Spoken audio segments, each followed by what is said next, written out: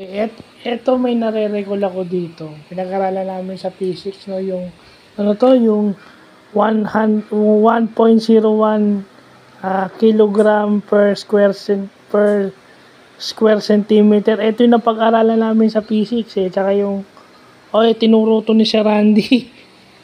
Tinuro to ni Sir Randy nung high school ako, nung sa Pascal.